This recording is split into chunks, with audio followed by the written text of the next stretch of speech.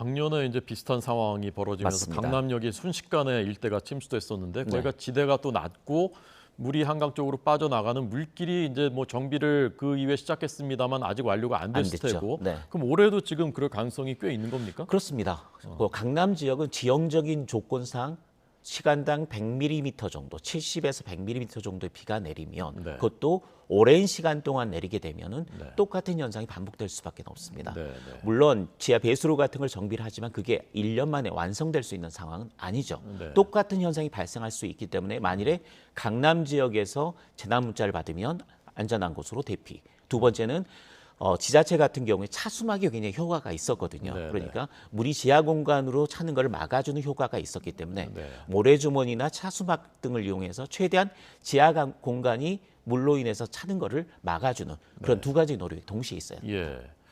배수구도 이제 막혀 있었던 게 이제 그때 그 상황을 악화시켰는데 최근에 이제 저희 보도도 보니까 뭐 배수구가 여전히 이제 막혀 있는 곳들이 많고 시민들이 가서 이제 자발적으로 하고 하는데 이런 것들도 지금이라도 빨리 좀 점검해야 되는 거 아닙니까? 그렇습니다. 이제 문제입니다. 내일부터 다음 주 중반까지 시작되는 장마의 막판에 굉장히 강한 강수가 예상이 되고 있고 네.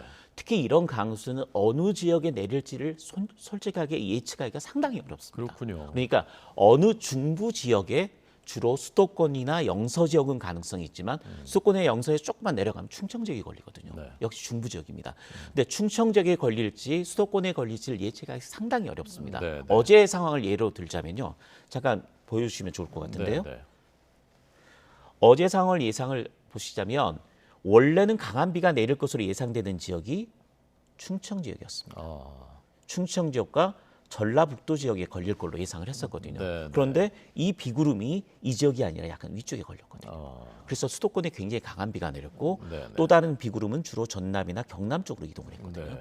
그러니까 소낙성 강수는 예측이 굉장히 어려운 상태고요. 그보다는 장마 전선상에서 만들어진 비구름은 조금 더 예측은 할 수 있는 가능성은 높습니다. 네, 하지만 지역의 위치가 어느 지역이라고 좀 명확하게 예측을 하면 네. 사전에 대비가 할 수 있는데 중부지방이라고 했을 때 충청지방에 걸릴 게 경기 남부에 걸릴 수도 있거든요. 네, 네. 그 위치를 정확하게 예측하기 상당히 어려운 상태이기 때문에 네.